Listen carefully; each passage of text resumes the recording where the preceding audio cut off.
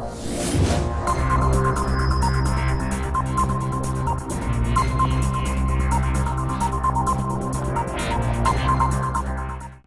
दोस्तों, अतुल्य कोचिंग में आपका स्वागत है।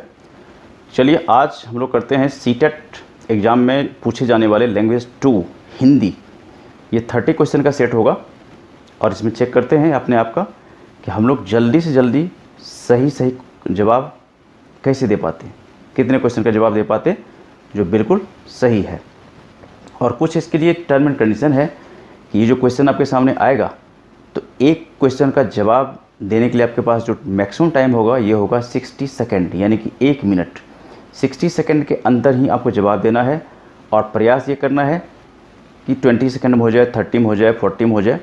और ये कोई ज़रूरी नहीं है कि आप 60 सेकेंड टच हो तभी जवाब दो, आप उसके पहले भी जवाब दे सकते हैं आप। और बाकी क्वेश्चन आप जितने ही समझ के पढ़ेंगे जवाब भी उतना ही आसानी से मिलेगा। तो चलिए शुरू करते हैं इसको। ये हिंदी लैंग्वेज 2 के लिए अब ये सामने जो गद्यांश है इसको पढ़ना है और इसके बेस पर आपको जवाब देना है कि सही इसका जवाब क्वेश्चन का क्या है। निर्देश प्रश्न संख्या 121 से 127 नीचे दिए गए गद्यांश को पढ़कर पूछे गए प्रश्नों के सही सबसे उपयुक्त उत्तर वाले विकल्प को चुनिए। चलिए पहले एक बार गद्यांश को पढ़ लेते हैं। क्या है ये? बारिश के लिहाज से वह साल ठन गोपाल था। खेतों में जैसे तैसे धान रोप दिया गया था, लेकिन तेज़ धूप ने उसे झुलसा डाला था। सावन सिर पर था और बादल लापता कि तभी एक उमसती हुई रात में बिजली कड़कने सी नींद खुली। थोड़ी देर में झींसियाँ पड़ने लगी। चारपाइयाँ आंगन से उठाकर भीतर कर ली गई, लेकिन हवा गुम थी और गर्मी ज्यों की त्यों, लिहाजा वह रत जगह में ही गई। सुबह हुई तो लोग धान बच जाने को लेकर ऊपर वाले को शुक्रिया अदा करते दिखे। बरसात रात वाली रफ्तार से ही जारी थी, न उससे धीमी न तेज। आसमान समतल और तकरीबन सफ़ेद था। बादल बीच बीच में जरा से गुर्राकर खामोश हो जा रहे थे। स्कूल का टाइम हुआ तो हम जैसे ढीलों ने एक तरफा तौर पर रेनी डे मनाने का फ़ैसला लिया, जबकि पढ़ाकुओं ने बस्ता लादा और सुपरिचित रास्ते से बढ़ चले। थके हारे पढ़वैये शाम को लौटे तो उनकी हालत कटे खेत में पानी भरने पर भागे चूहों जैसी थी। बारिश से बुरी तरह उबकर हम सोए, इस उम्मीद में कि कल नीला आकाश देखने को मिलेगा। देखिए ये था पैसेज गद्यांश। अब इसके आधार पर आपको जवाब देना है और जवाब जो देना है वो क्वेश्चन आप देख लीजिए। आप ये है आपका क्वेश्चन नंबर 121, इसका जवाब आपको देना है। क्वेश्चन नंबर 121 ये आपके स्क्रीन पर है। बारिश के लिहाज से वह साल ठन गोपाल था। वाक्य का भाव है, मतलब इसका क्या हुआ? पहला, अकाल के कारण पैसा नहीं था। दूसरा, पढ़ाई नहीं कर पाए थे। तीसरा, बारिश नहीं हुई थी। चौथा, बहुत बारिश हुई थी। तो इसका सही जवाब जो है ये होगा तीसरा नंबर, बारिश नहीं हुई थी। नेक्स्ट क्वेश्चन 122 जो ये क्वेश्चन है इसका देखिए क्या कुछ कहना है। सावन सिर पर था। इस कथन का आशय है कि सावन पहला आने वाला था, दूसरा आ चुका था, तीसरा सूखा था, चौथा दूर था। जवाब बताना है आपको। बहुत सिंपल है ये, तो मुझे बहुत ही आसान लग रहा है। इसका सही जवाब जो 122 का आएगा, सिर पर था का मतलब क्या होगा? सावन सिर पर था। इस कथन का आशय है कि सावन आने वाला था, आ चुका था, सूखा था, दूर था। इसका सही जवाब है दूसरा, आ चुका था। क्वेश्चन नंबर 123 गद्यांश के आधार पर कहा जा सकता है कि अगले दिन, पहला ऑप्शन, तेज बारिश में रेनी डे मनाया जाता है। दूसरा ऑप्शन, लोग बारिश होने से खुश थे। तीसरा ऑप्शन, लोग बारिश के ना होने से परेशान थे। चौथा ऑप्शन, लोग तेज बारिश के ना होने से खुश थे। 123 क्वेश्चन नंबर 123 का सही जवाब होगा दूसरा, लोग बारिश होने से खुश थे। क्वेश्चन नंबर 124 देखिए, आप भी प्रयास कीजिए। क्वेश्चन जैसे कि हम बोलते हैं, जो भी जैसे भी आपके स्क्रीन पर आता है, तो प्रयास ये कीजिए कि साथ के साथ इसका जवाब तुरंत आ जाए। ठीक है, इससे आपका स्पीड भी बढ़ेगा और ये आपके एग्ज़ाम में हेल्प करेगा आपको। और ये मैं बता दूं आपको कि ये क्वेश्चन एग्ज़ाम में आया हुआ है और बड़े इंपॉर्टेंट है आपके एग्ज़ाम के लिए। कमिंग एग्ज़ाम जो भी सीटेट है उसके लिए इंपॉर्टेंट है और इसी लेवल के क्वेश्चन आपके एग्ज़ाम में पूछा जाता है। ठीक है, तो चलिए आपको करते हैं क्वेश्चन नंबर 124। 124 का में क्वेश्चन है, झीसियाँ शब्द का भाव है। पहला तेज बूंदाबूंदी, दूसरा बहुत हल्की बूंदाबूंदी, तीसरा मूसलाधार बारिश, चौथा तेज फुहारे। झीसियाँ का मतलब बताना है आपको। 124 क्वेश्चन नंबर का सही जवाब है दूसरा, बहुत हल्की बूंदाबांदी। क्वेश्चन नंबर 125, हम जैसे ढीलों ने एक तरफा तौर पर रेनी डे मनाने का फैसला किया, वाक्य में लेखक ने अपनी किस विशेषता को बताया है? पहला ऑप्शन, हर्षोल्लास से त्यौहार मनाने वाले, दूसरा दिमाग से कमज़ोर, तीसरा बारिश का मज़ा लेने वाले, चौथा पढ़ाई में पिछड़े। 125 नंबर क्वेश्चन का सही जवाब होगा पढ़ाई में पिछड़े, चौथा नंबर सही होगा इसका जवाब। क्वेश्चन नंबर 126, 126 का जो सही जवाब इसमें क्वेश्चन जो है इसका सही जवाब ढूंढना है आपको। किन लोगों ने रेनी डे नहीं मनाया? पहला जो डरपोक थे, दूसरा जो भीगना नहीं चाहते थे, तीसरा जो बारिश से बचते थे, चौथा जो पढ़ाकू थे। सही जवाब ढूंढना आपको। 126 जो पढ़ाकू थे। ठीक है, अब रेनी डे यदि मनाता तो वो फिर स्कूल कैसे जाता, फिर पढ़ाकू कैसे बनता? इसीलिए किन लोगों ने रेनी डे नहीं मनाया? जो पढ़ाकू थे। क्वेश्चन नंबर 127, सावन सिर पर था और बादल लापता। वाक्य है पहला मिश्र, दूसरा संयुक्त, तीसरा संकेतवाचक, चौथा सरल। कौन से वाक्य है आपको बताना है इसमें? 127 क्वेश्चन नंबर प्रश्न संख्या 127 का सही जवाब ढूंढना है आपको।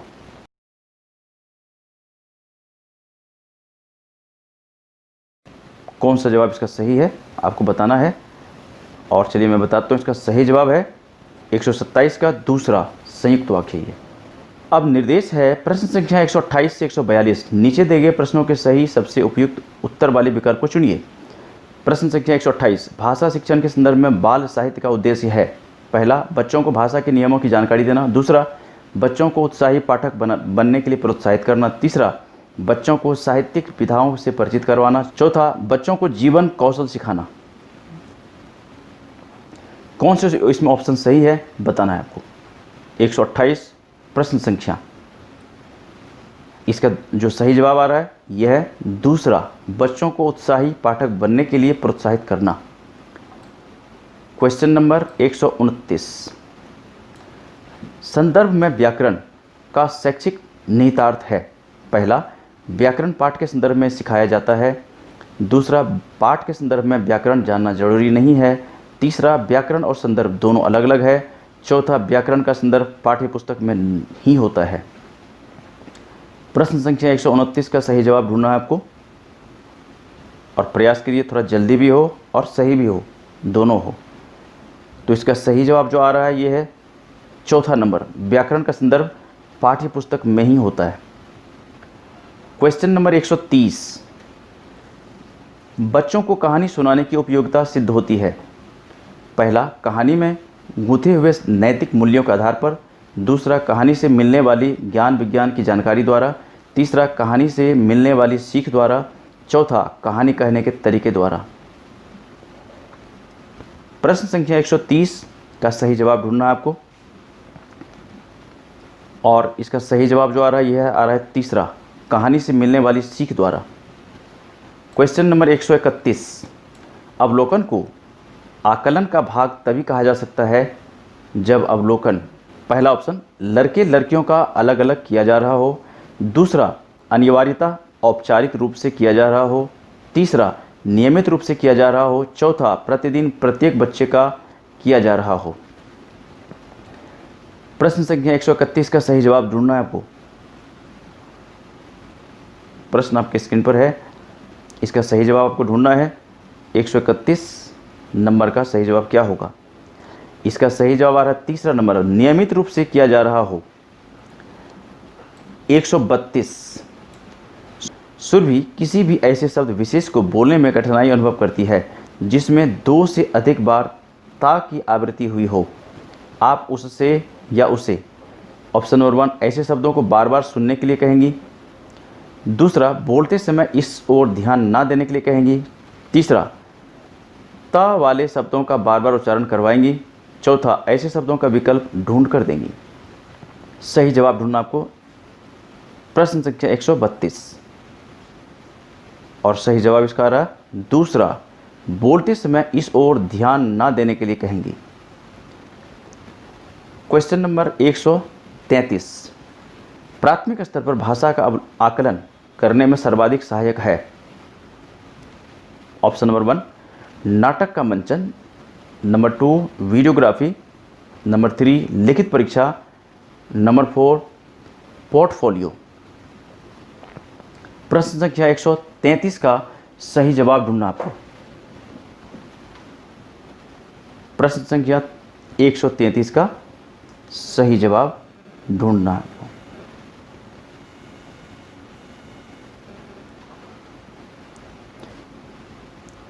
प्रश्न संख्या 133 का सही जवाब है पहला, नाटक का मंचन। उसके बाद क्वेश्चन नंबर 134, यदि तुम्हें डलिया भरकर आम दे दिए जाएं तो तुम क्या करोगी। इस प्रश्न का उद्देश्य है बच्चों की मौखिक परीक्षा लेना। दूसरा, बच्चों को गणित की ओर प्रवृत्त करना। तीसरा, बच्चों को नए शब्दों से परिचित कराना। चौथा, बच्चों के अनुभव और चिंतन को स्थान देना। ये कौन सा इसका सही जवाब होगा, ये आपको ढूंढना है।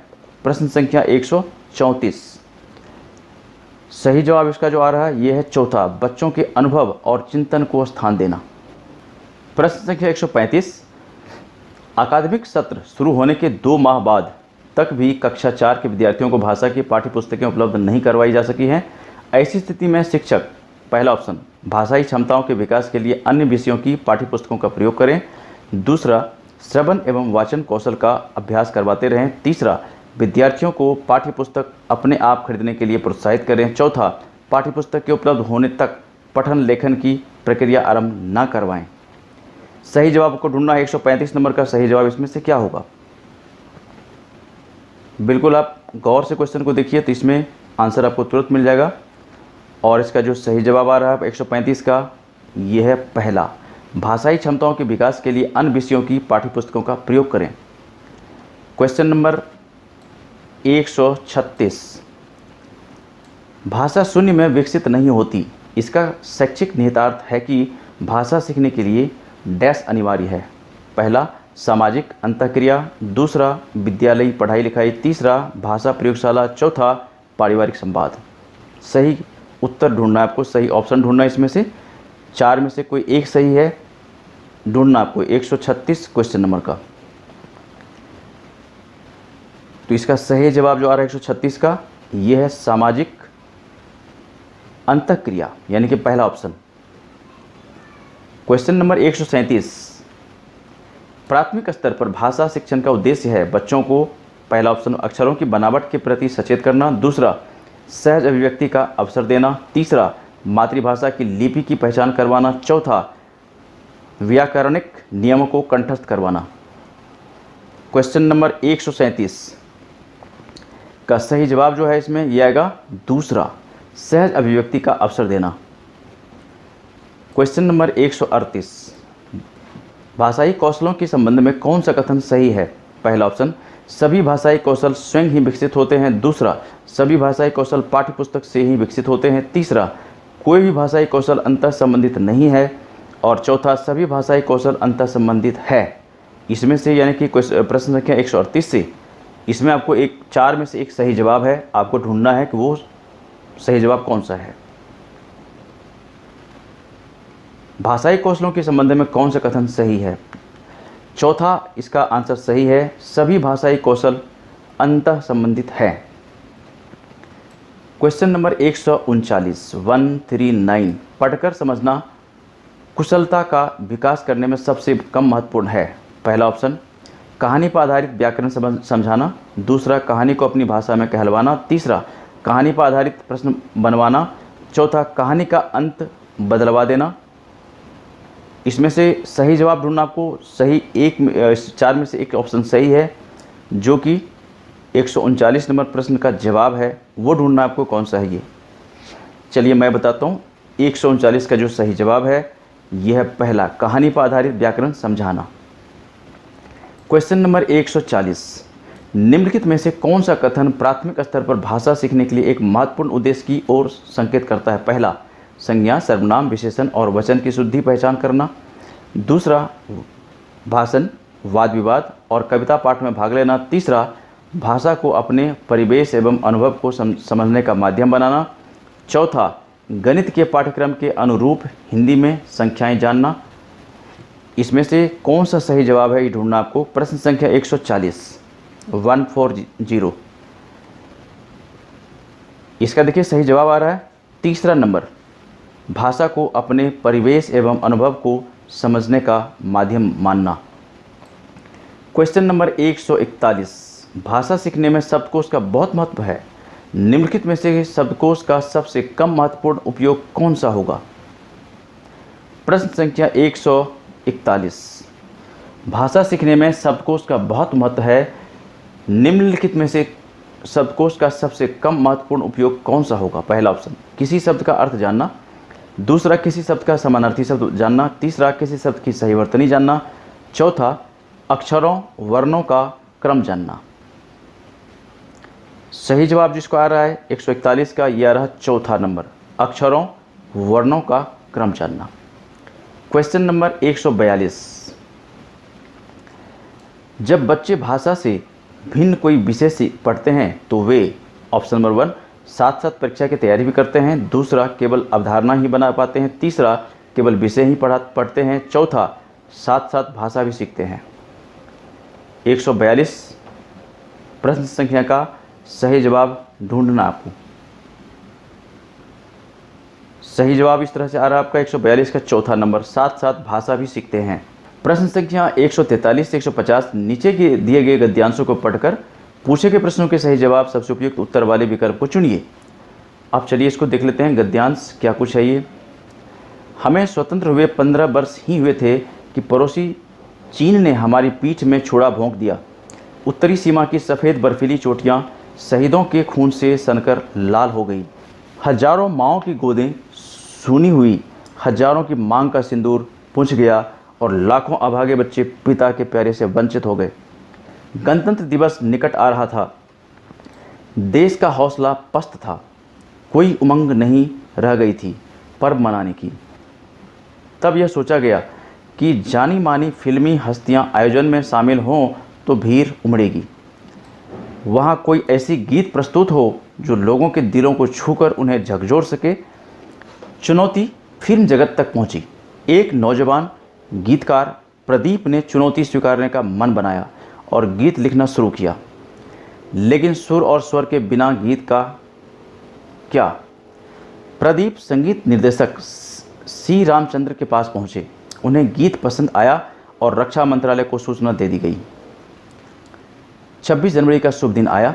लाखों की भीड़ बड़ी उत्सुकता से प्रतीक्षा कर रही थी। तब तक जो धुन बज रही थी वह हटी और थोड़ी देर शांति रही। तभी उस शांति को चीरता हुआ लता मंगेशकर का वेदना और चुनौती भरा स्वर सुनाई पड़ा। अरे मेरे वतन के लोगों, जरा आंख में भर लो पानी। समय जैसे थम गया था।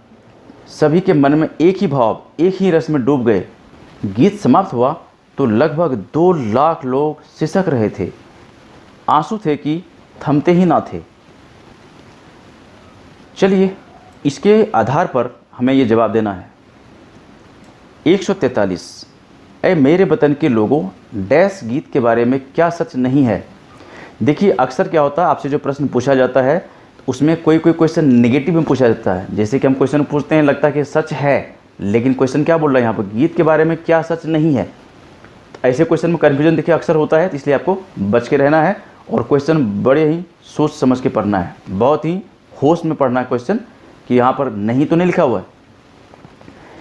तो इसका पहला ऑप्शन है सी रामचंद्र ने संगीत दिया। दूसरा, लता मंगेशकर ने स्वर दिया। तीसरा, प्रदीप ने लिखा। चौथा, मन्ना डे ने सुर दिया। इसमें से सही जवाब ढूंढना आपको। 143 का सही जवाब क्या होगा।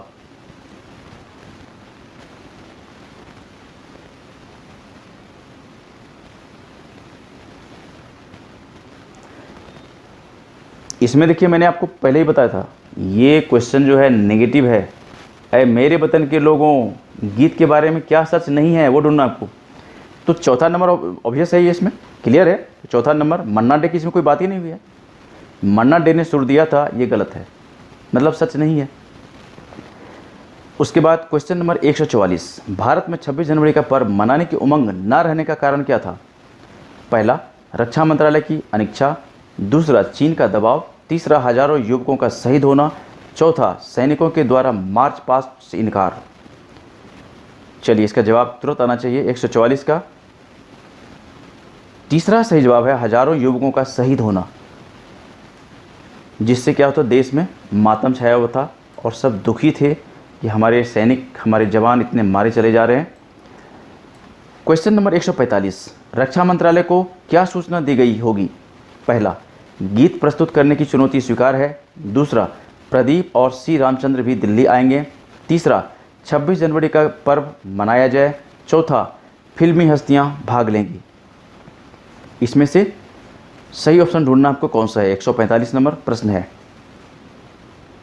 पहला इसका ऑप्शन ही सही है, गीत प्रस्तुत करने की चुनौती स्वीकार है। प्रश्न संख्या 146, पीठ में छुरा भोंकना का अर्थ है? पहला, विश्वासघात करना। दूसरा, पराजित करना। तीसरा, युद्ध में घायल करना। चौथा, आक्रमण करना। चलिए इसका जवाब ढूंढिए।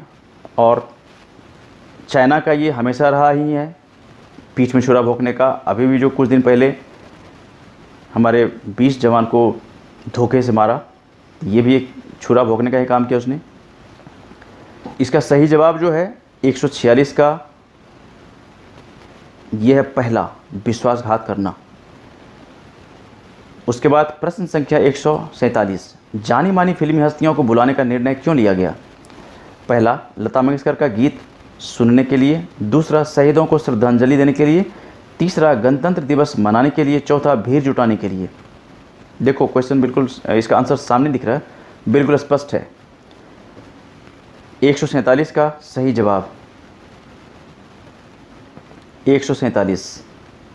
आपने यदि पैसेज अच्छी तरह से पढ़ा होगा तो उसमें क्या था, भीड़ जुटाने के लिए। मतलब जानी मानी फिल्मी हस्तियों को बुलाने का निर्णय क्यों ले गया, किससे क्या होगा, भीड़ जुटेगी। और क्वेश्चन नंबर 148, मांग का सिंदूर पूछ जाना, मुहावरे का अर्थ क्या है? पहला, वियोगिनी होना। दूसरा, अभागिन होना। तीसरा, अनाथ हो जाना। चौथा, विधवा हो जाना। सही जवाब बताना है आपको। 148 का चौथा नंबर सही जवाब है विधवा हो जाना। प्रश्न संख्या 149, देश का हौसला पस्त था क्योंकि? पहला, कोई उमंग शेष नहीं था। दूसरा, फिल्मी हस्तियां साथ नहीं दे रही थी। तीसरा, चीन से मात खाई थी। चौथा, तैयारियां नहीं की गई थी। सही जवाब आपको बताना है इसमें। 149 का जो सही जवाब आ रहा है ये है पहला, कोई उमंग शेष नहीं था। और देखा जाए तो चीन से लगातार जो लड़ाई चल रही थी, जो हमारे सैनिक मारे चले जा रहे थे, तो इस वजह से क्या था, हौसला पस्त हुआ चला जा रहा था।